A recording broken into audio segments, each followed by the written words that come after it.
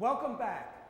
As some of you already know, Houston, Texas is part of the Bible Belt. That is to say, it's part of a rather large geography of the United States that is deeply religious and primarily Christian. It's also important to recognize that within this Christian tradition in the Bible Belt, there's tremendous variation. Extremely conservative to extremely liberal and progressive. Today, you've joined us at St. John's Church in Houston, Texas. It's roughly 22 years old, deeply, deeply committed to community and rather progressive. It started as a mission and has grown to include a huge number of folks. One of the members is Beyonce.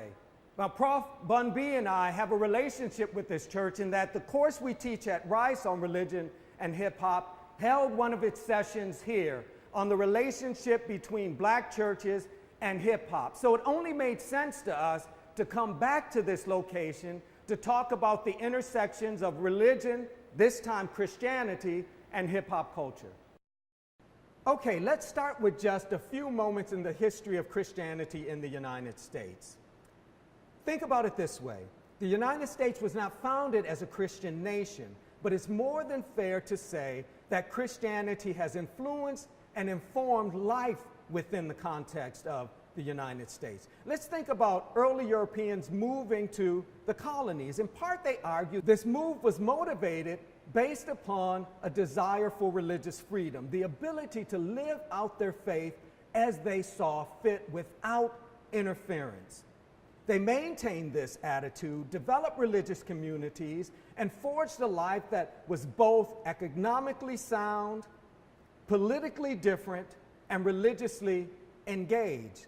Now, the work they did within the context of these colonies required labor beyond their own numbers. So they tried a variety of ways of getting this labor. Indentured European servants didn't work out long term. The indigenous population didn't work out long term. They turned to Africans. And here's the point. They justified the enslavement of Africans in part based upon a religious rationale. They argued within the sacred text, the Hebrew Bible and the New Testament, there was ample evidence to suggest that God was okay with the enslavement of Africans. There were debates concerning what should be done religiously with enslaved Africans. Keep in mind that Europeans moving here argued for religious freedom, the spreading of the gospel message, but they wondered, if we introduce enslaved Africans to the Christian faith, are we then obligated to free them? Have we acknowledged something about their personhood that will require us to change their status? The general answer was no, that introducing them to the Christian faith, although this was a slow process in the colonies, introducing them to the Christian faith did something about their soul's condition, but nothing about their physical condition. Now, the response of enslaved Africans to the Christian faith was complex. Some of them rejected it outright.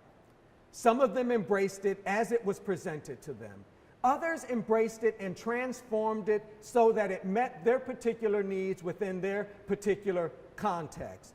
First, this is done in the form of loose communities, but by the mid-1700s, Africans in the North American context, both free and enslaved, are forming churches. As of the mid-1700s, Black Baptist churches are developing, utilizing existing Baptist doctrine, but shifting it enough culturally and theologically to make it fit their environment and their need. African Americans also embrace Methodism within this same context. Again, shifting it culturally and theologically to make it fit their needs. The earliest Black Methodists are in the Northeast. As of 1816, the African Methodist Episcopal Church is established. And over the course of time, you'll have growth as more and more African Americans embrace various forms of the Christian faith, always making it their own. African American engagement with Christianity will begin to include a variety of denominations, all of them committed to the idea that the Christian faith can do something to help African Americans live a more productive life. Again, these churches are about the business of answering those fundamental questions. Who are we? What are we? Why are we? Where are we? The complexity of these churches, the geography that these churches occupy will grow, shift, and change over the course of time. But it's safe to say that these churches, within the context of African American communities in particular, and the United States in general, have had deep significance. It's also important to note this, that much of what these churches have done in order to spread their message has engaged cultural production. Let me give you one example. Think in terms of the spirituals, music.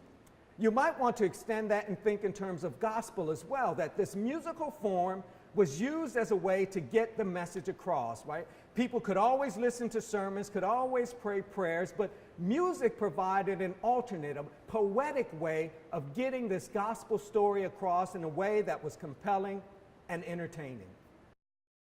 Now, it's true, again, that churches have used cultural expression as a way to get their message across and to reach as large an audience as possible, but this isn't without tension.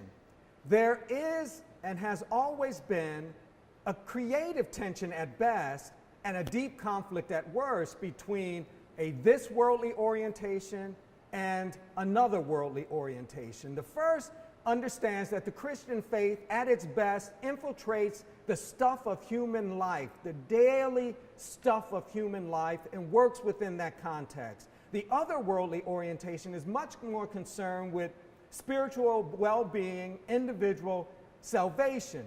That second orientation often gets expressed this way: we are in the world, but not of it. As you might imagine, that creates some difficulties in terms of using cultural forms to get this message across. Some within that orientation, this otherworldly orientation, are uncomfortable, arguing that they are surrendering something of their spiritual gift for the sake of larger expression.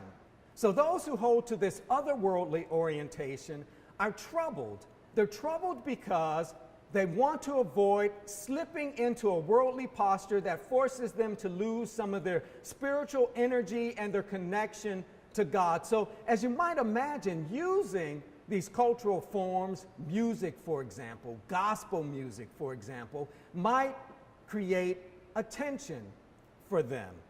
And their argument would be this flirtation with cultural forms, this use of worldly forms can actually hamper the gospel message and can push us away from a deep relationship with God. There is this tension within the use of cultural production. It's early and it continues. I know I've jumped around historically a bit, and that may be frustrating, but keep in mind the readings will fill in the gaps.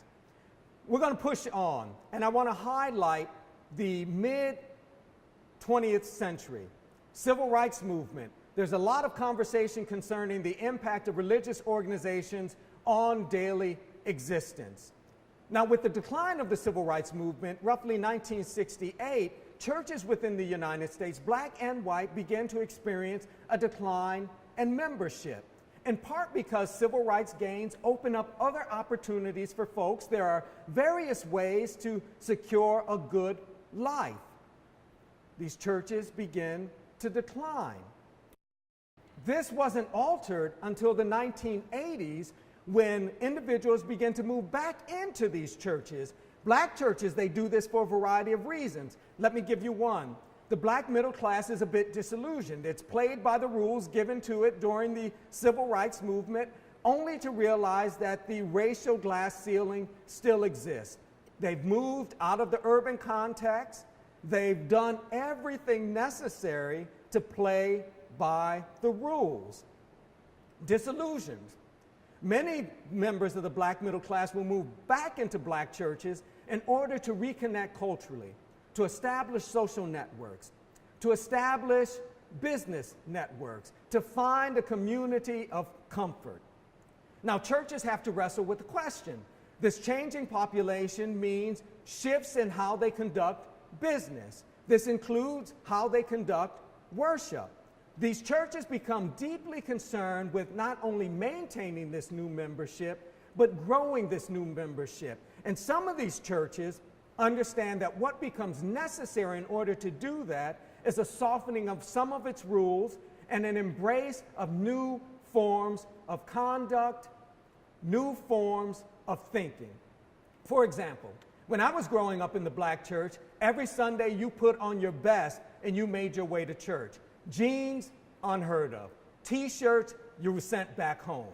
But churches moving into the late 20th century, into the 21st century, have softened dress codes and have argued rather forcefully that it's not what you wear, but it's what you have inside that matters. It's the connection to God, and that can't be demonstrated through a tie and dress shoes.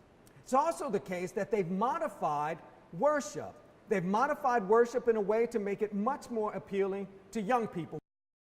So I've given you a little information concerning the history of Christianity's impact on the United States. We've talked in terms of how churches have utilized cultural production in order to get their message across. We've highlighted the spirituals, we've highlighted gospel, we've shifted into contemporary gospel, but you know what comes next. Next, we need to talk about the relationship between these churches and hip-hop culture. Professor Bunby is going to take you there.